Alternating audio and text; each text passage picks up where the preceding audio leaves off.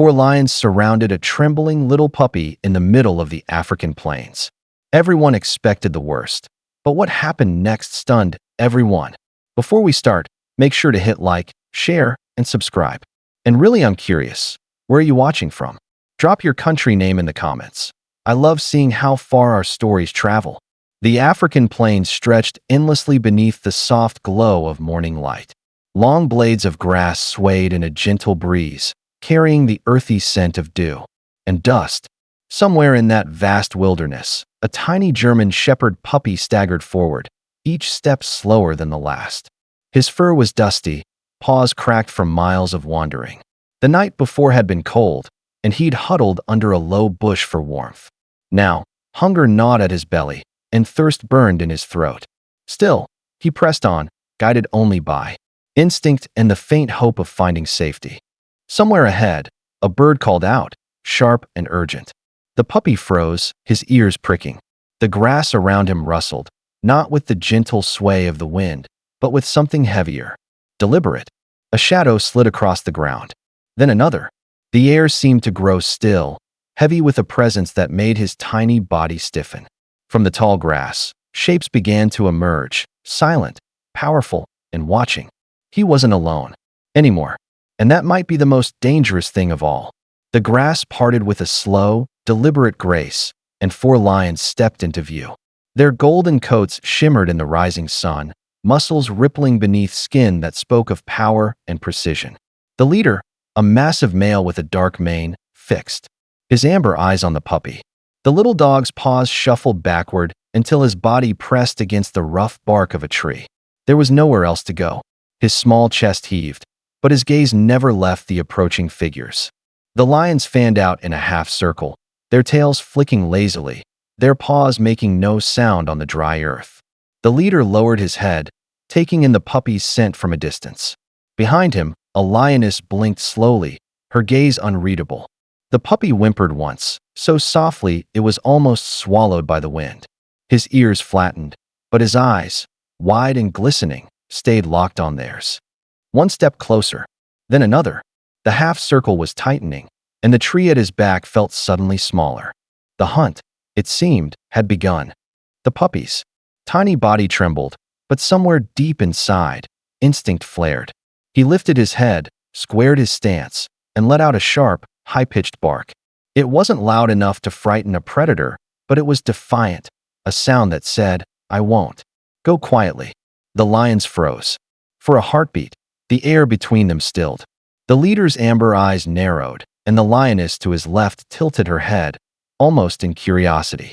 The smallest movement, a twitch of an ear, a shift of weight, sent the puppy barking again, louder this time.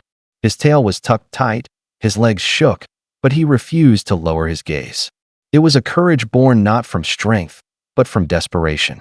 The leader took a slow step forward, his massive paw pressing into the earth with silent force. He lowered his head until his mane nearly brushed the ground, his face now inches from the trembling pup. The puppy's breath came fast and shallow. And then, the lion inhaled deeply, as if trying to understand this strange, fearless little creature. The leader's breath was warm against the puppy's face, but no teeth followed. Instead, the great lion exhaled slowly, his whiskers brushing the pup's fur. He stepped back, his golden eyes softer now, as though something in this fragile creature had stirred an old memory. The lioness closest to the puppy moved forward, lowering her head until her nose touched his flank. She sniffed once, twice, then sat down beside him, her tail curling loosely around her paws. The other two lions exchanged glances, their tense stances easing. The half-circle broke. Instead of lunging, they began to settle on the grass, their bodies forming a loose ring, not of hunters, but of guardians. Somewhere in the distance, the faint sound of human voices carried on the wind. The puppy's ears flicked toward it, but the lions didn't move. The leader lay down at last, his massive head resting on his paws, eyes still fixed protectively on the pup. This was no hunt. Something had shifted, and the reason why was about to come crashing through the trees. Through the trees, too. Figures emerged, a park ranger in a khaki uniform and a local tracker, moving quickly but cautiously. The ranger froze mid-step, his hand instinctively reaching for the rifle slung over his shoulder. Four lions, lounging in the grass, surrounded a tiny puppy. It was a scene that should have been a bloodbath, but the lions weren't attacking. They were watching. The tracker whispered, "They're protecting it." His voice held disbelief, as if saying it out loud might break the spell. The ranger studied the pride's body language. No flattened ears, no bared teeth. Still, each step closer was deliberate, his eyes locked on the leader. As they neared, the lioness beside the puppy stood. For a tense moment, the ranger thought she might block their way. Instead, she stepped aside, her gaze lingering on the little dog as if granting permission. The puppy stumbled forward into the ranger's arms, his small body limp with exhaustion. And in that instant, the ranger recognized him, the missing pup from last week's emergency call. The ranger cradled the pup gently, feeling the sharpness of his ribs beneath his dusty fur. "You've had quite the journey, haven't you, little guy?" he murmured. As they walked back through the grass, the tracker filled in the pieces. Heavy rains the previous week had flooded parts of a nearby village. In the chaos, the puppy had been swept away, separated from his family. For days, no one had been able to find him. Somehow, he had survived, scavenging scraps, avoiding hyenas, and evading the countless dangers of the plains, until exhaustion finally slowed him down, and he crossed paths with the lions. The ranger glanced back one last time. The pride was still there, watching from the shadows of the grass. None of them moved to follow. They simply observed, their amber eyes calm. It was as if they understood their role was complete. The puppy stirred in the ranger's arms, letting out a faint whimper.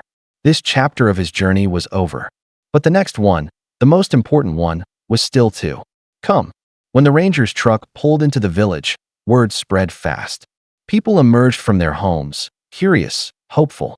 Among them was a young boy, sprinting barefoot across the dusty ground, his voice breaking as he called out a single name. The puppy's head lifted instantly at the sound. His tail began to thump weakly against the ranger's arm. The boy reached them, tears streaming down his cheeks. "Buddy," he cried, wrapping his small arms around the puppy's fragile body. The pup buried his nose into the boy's neck, whining softly in recognition. The family crowded around, their relief spilling into smiles and sobs. The ranger recounted the incredible encounter with the lions, each detail met with disbelief and awe. "Maybe they knew," the boy's mother whispered. "Maybe they saw he was too small to hurt and too brave to lose." That evening, as the sun dipped low, Buddy lay curled in the boy's lap. But outside the village, a story was already making its way into the world, one that would spread far beyond the plains. By the next morning, a short video recorded by the ranger had found its way online. It showed the moment the lions stepped aside, allowing the exhausted puppy to be lifted to safety. The clip spread like wildfire, millions of views in hours, headlines across continents. That night, Buddy slept safely in his home, curled at the foot of the boy's bed. And somewhere out on the plains, for lions moved through the grass under the moonlight, guardians who had once spared a life, and in doing so, touched the hearts of millions.